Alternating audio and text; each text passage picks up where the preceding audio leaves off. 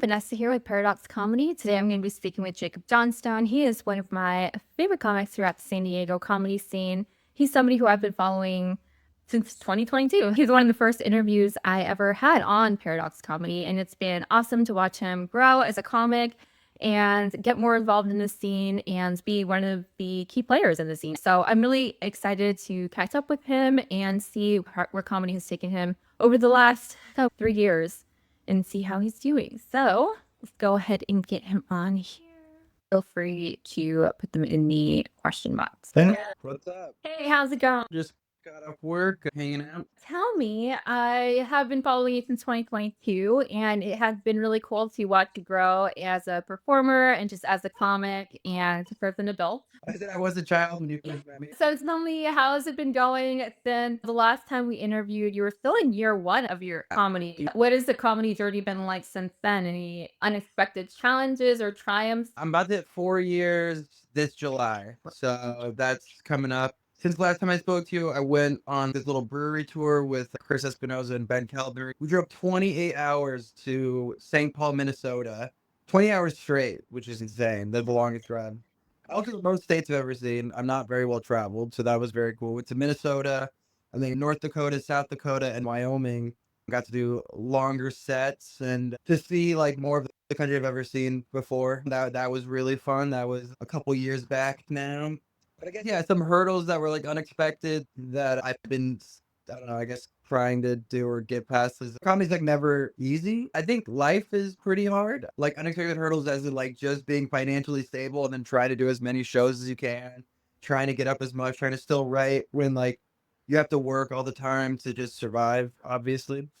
That's always hard. Like comedy is very hard. I think that if you were given a stipend every month to live off and focus on comedy, that would be pretty sweet. But the challenges and whatever shitty things you have to go through in life while you're doing comedy just helps you grow as a person, which just makes you a better comic. You just gotta get through those things and then still do comedy. There's been a lot of weeks where I'm not writing a lot. I'm just going up as much as I can. I'll be working till 5, get off, take a shower, maybe nap if I have some time, go straight to a show, and then do a mic. And I'll do that for just like 2 weeks straight without really writing and just focusing on being on stage. I think my stage presence has gotten a lot better. I think I've been a lot more natural. If you're not writing, just be there, just be on stage as much as you can. Or if you don't have the ability to or the time, just try to like still do the thing. You know what I mean? So I think the biggest hurdle is just genuinely trying to survive, live, be a normal person, and also do comedy because nobody is paying us right now. I so rarely ever get paid to do a spot. I'm so used to it, especially when there's spots that tell me they're gonna pay me and then they don't pay me. I don't even go, hey, you didn't pay me, by the way. I'll just take the loss. If you want to give me even more stage time after this, I'll just take it. Comedy's kind of full of people where if I was to really get mad about not getting money, they're like, all right, we'll just get someone who doesn't need the money and we'll just do it. So I'm like, I'd rather just at this point get the stage time because the money will come, the stage time will come. So yeah, I think the biggest hurdle for any comic is just literally living and being in life. And you guys do put a lot of effort in. I think that comedy audiences don't really understand that. They maybe see one comic go up for 5-10 minutes and they think it looks real easy, so Yeah. much fun, but it actually took months of going through jokes and rearranging your schedule so you can be there at a comedy club doing an open mic until midnight. Yeah. And so it's a lot of effort and a lot of logistics to make that stuff happen. Comics don't really get paid for what they're doing is writing jokes, but that is amazing to hear about your cross country road trip. Yeah. And do you feel like that kind of opened up your eyes, like the possibility of what could be for comedy and what you could be doing more often? Definitely. It was super fun. It was very cool. I haven't done something like that since I've been to Washington a couple different times with Austin Filet. I went with him to his hometown to do shows there, and that was super fun too. Actually, probably the most I've ever been paid was been doing those shows. It's pretty cool. But yeah, touring would be very cool. Touring would be very fun. Just seeing more of the country is always cool because I'm not very well traveled. My family just didn't travel like that ever. We only went to 2 different places, and that was just because we had family there. It's fun to do comedy, and then it's also fun to be like feeling like you're on vacation and you're like a real professional. You're like doing this as a job, even though we were getting paid $40 a show plus tips. So It usually comes out to $60 if we're lucky. We got our hotels paid for, which were the shittiest, grossest motels you'd ever be in. One of our motels didn't even have a lock, like the lock of the door didn't work, so that was cool. We had a couple people accidentally walk into our room. So that was like 15 people. Yeah, you really live in Phil a couple weeks if you go on the road. We took Ben Kellner's car, which is a Prius, perfect car for a road trip. We have 3 sweaty guys in a car for 2 weeks straight. It was pretty sweet. It was fun. I had a lot of fun. Yeah, I definitely think it's one of those experiences too. I've had comics send me pictures of the motels and hotels that they stayed in on the road, and I swear people have been murdered in those rooms. Oh, It just looks so rough. yeah. The economy of being a comedian seems to be so rough. Most people are having a day job and then having to shuffle their nights to accommodate. How do you stay balanced in that without burning out? I think I have burned out a lot, and you just keep going through the burnout until you're not burning out anymore. Stand-up is very fun. If I wasn't so into it, I would have just quit because the burnout's too stuck having to work every day and then immediately go on stage performing and stuff, and then you don't get paid. So it's tough. Somebody said, "Have we mentioned bringers yet?" Bringers are cool. I haven't done a. Actually, I did one bringer show at the Ice House in LA. Any advice for new comics? Oh, that's from this guy named Carlos. I've been teaching him how to do comedy for a while. Yeah. For Carlos, I think my best advice would be to drink more. I think you're a lot looser when you drink. You should just keep drinking every time you go on stage.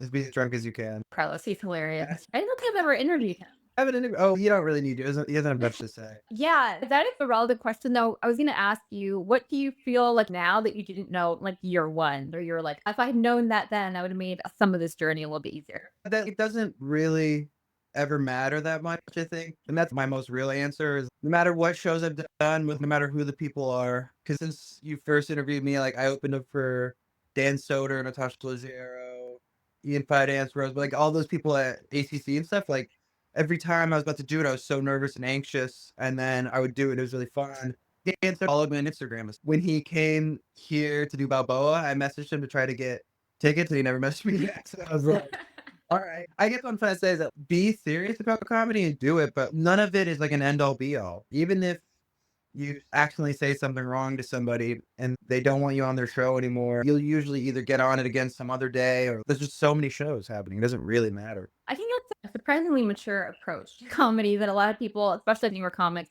bypass. Everything feels so sink or swim, life or death, Yeah. opportunity, every contact, every show, everything. And it's not really. There's a lot of shows going on all the time. Just do your best when you can, and the audience is just there that one night. You should always have goals. Even anyone do whatever show you look at somebody doing, like I wish I was on that show. If you're not on a show that you want to get on, usually all you have to do is ask the person who's producing it or running it. Normally, if you're doing comedy, they'll just be like, yeah, for sure. Let me get you on some other time. Since you interviewed me, I was booking for Madhouse on the weekdays. I'm no longer doing that. So the 4 people who are listening don't message me if anything. There was a lot of people who would message me and be like, hey, can I get up at Madhouse? And I haven't, they were messaging me because I haven't put them up in a long time. It's really just because there's so many people I forget. If you're not in my face, I'm not going to remember. So I told every comic who came out to me in person, you should just message me because I'm not going to remember.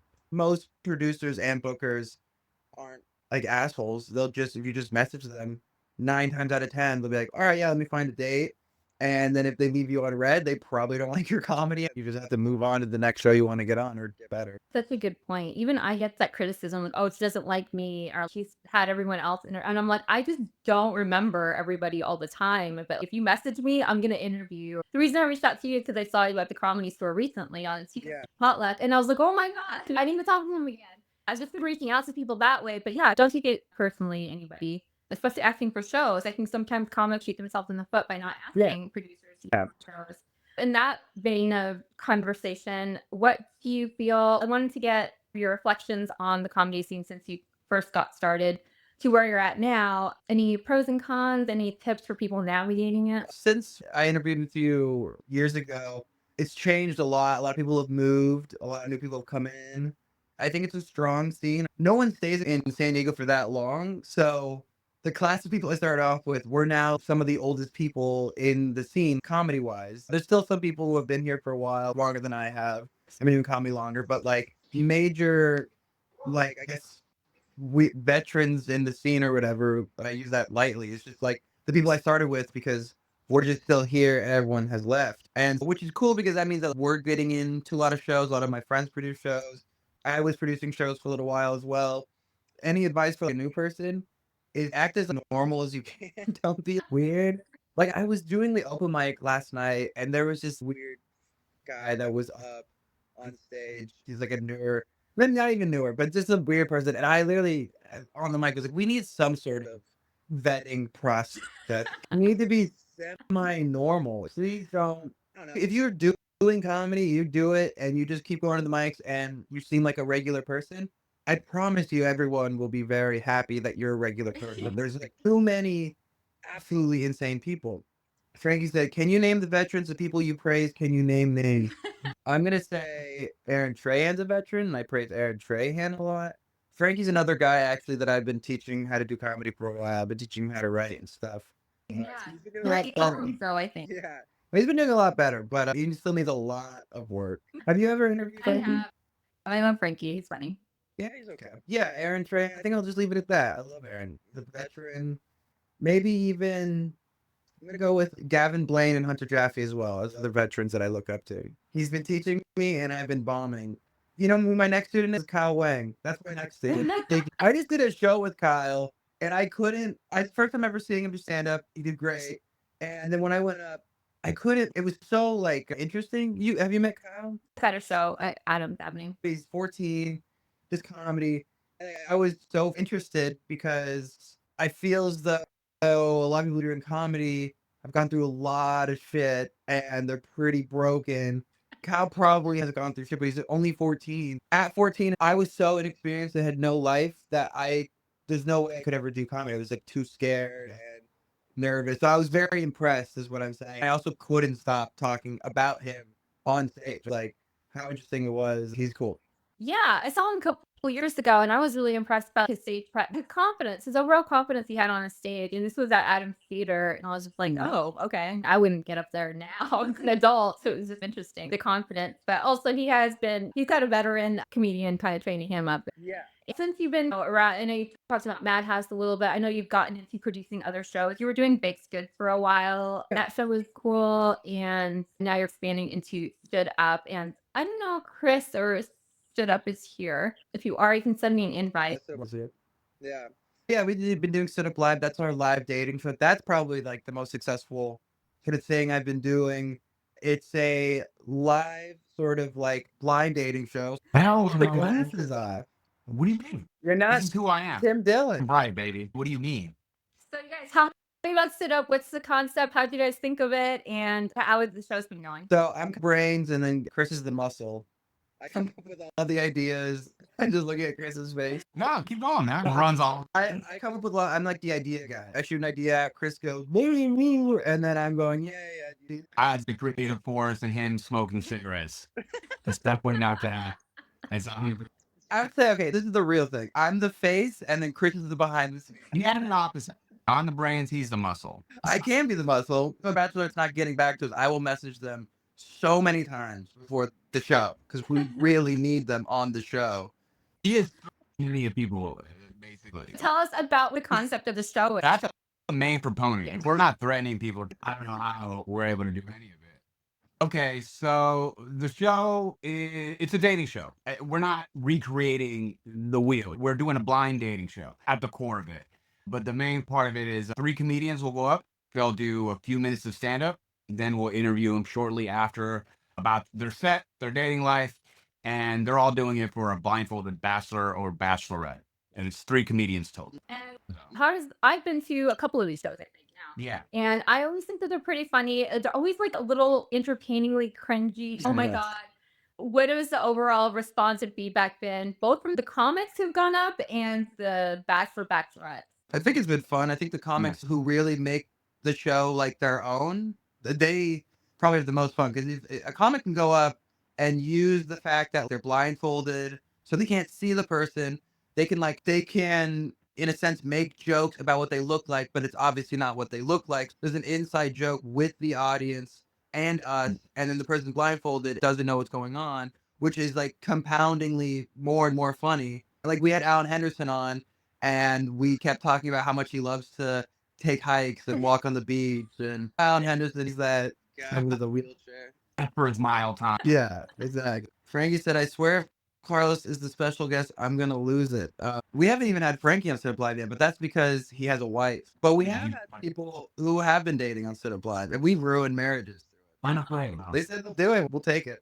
Something I think the comics are pretty excited to do the show because it's, yeah, we're doing comedy, but there's an element of really getting to know the person in the moment too. And those sometimes become, like you said, the funniest moments of them naturally being up there.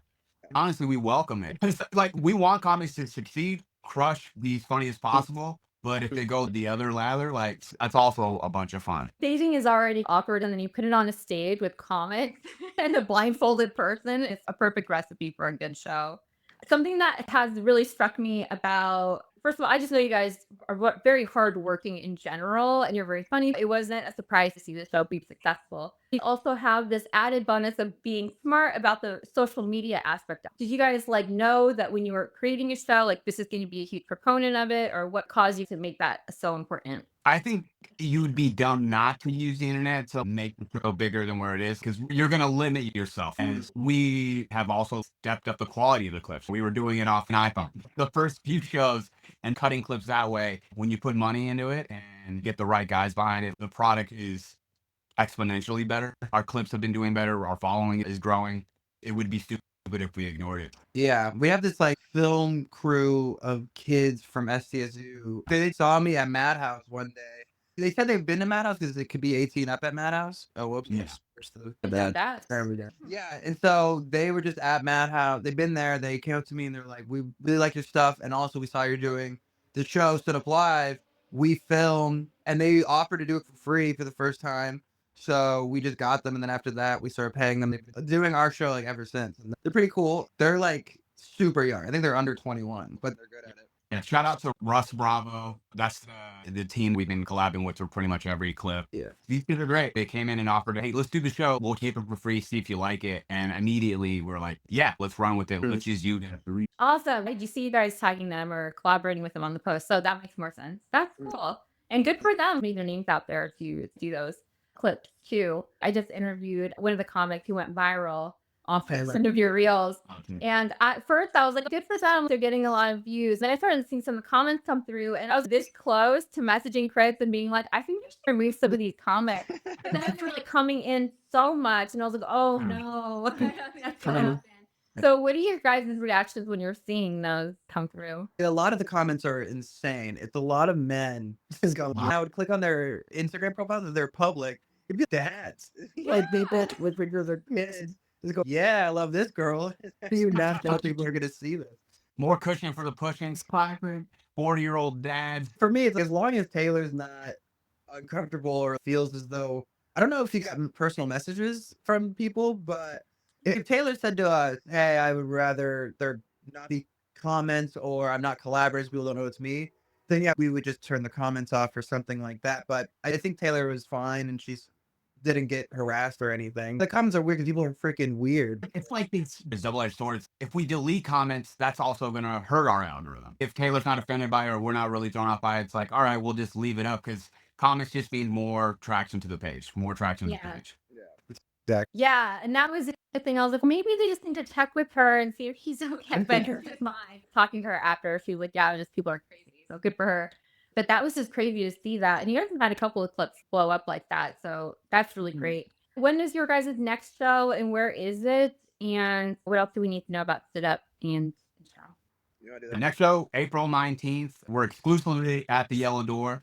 One thing we didn't touch on in the beginning, this show did originate at Madhouse. We started there and they gave us an opportunity to grow with other venues. We also worked with Jim Pine, who was another proponent to this. And he's also doing a version out in Austin. But for right now, yeah, predominantly, we're at Yellow Door. We like the Lampoon guys. They have a lot of faith in the show. They're also a main proponent of us growing because we're on a weekend slot, which is something not a lot of people would get, but they had the faith behind it. And we also have proof of, hey, we can sell tickets. We can fill this club up just like anything else. What is the average audience member? Is it a lot of couples, single gals? What is it like? Couples for sure. And then I think people in their 20s, especially because the Bachelor and Bachelorette, they always bring out their friends. So they're always in their 20s usually, so Yeah. younger crowd for sure, and definitely couple. Like Valentine's Day, I think was like our most ever sold, and that was all couples, of course. Yeah, mainly couple. But yeah, we are attracting young singles. That's pretty much our demographic. And I know we touched on with Russell Bravo, and then like those guys are young. And it's nice to see that they saw what we've had and they were intrigued at such a young age. And we have people that are like in 35s, 40s that are also in it. Like we're very open as far as our demo. Mainly young, but Yeah. Yes, I wanted to touch on the Austin show. That's so cool that you guys expanded out there and that Jim Pine was able to bring that. How is that going? And are you guys thinking about expanding to other cities in the future, or is it dependent on where people are? Go ahead, Drew. I was gonna say we don't have an idea of planning more than what it is right now. Truth be told, we'd only be in the city if Jim hadn't moved. Yeah. And he had the right comics with him that wanted to do the show as well. But for right now, no, we're here and we're gonna try to own this show to the best that it can be. And eventually, we are gonna try to take this on the road for sure. Did you guys have like a podcast type of setup at some point? We thought about doing something like that, but it's just really tough. We record the whole show, Yeah. but we just release clips. Yeah, we just do the clips right now. We haven't launched any of the full episodes just yet. We just Oh, okay. kind of have them. But yeah, it's funny. Originally, we were trying to be like a podcast. That's what we were shooting for. And then there's just a lot of technical issues that happened at the beginning as far as getting the audio correctly. And then we stepped away on the podcast and really just worried about the live show itself more than anything else, like perfecting how that show goes. Yeah. Anyone who wants to check out that show, definitely go follow Yellow Door. They are always posting information. Thank you guys so much. Do you have Sure. anything else you wanted to share with us before we log off? I'll be at the Madhouse this weekend. If anyone going there, got a lot of fans already coming out. Almost have very few tickets left for the Madhouse this weekend. What about you, Chris? I'm at the Yellow Door on Saturday. In I might have. Oh, and Peter. It depends on how management feels. They like me. I'll be there. Yeah, it's on Saturday. Ike's on that. Frankie Gonzalez is on that. Nathan Donovan, who also just hopped on, he'll be on it. Should be a very fun show. Excited for it. I think I'll be back in town by then. I need to go to Yellow Door, so I'll try to stop by. But, oh, Live. That's what you got to come to. That's the show. I've been. You haven't been at the new venue. It feels like our show has been meant to be in this room because it's set up like a theater. Yeah. It was all movie theater. It just, we're more of a show than like in a club. I don't know how to explain that aspect, but yeah. I definitely will go check it out for sure. I need to go to Yellow Door. I saw you guys on a rooftop. We hopped around. Well, we got a nice home. I'm happy for both of you. Thank you, Jacob, Sure. for your time, and Chris as well. I wish you guys all the best, and I will prefer to see you guys. Hey. So everyone else, go check out these guys in the show. Leave. Bye.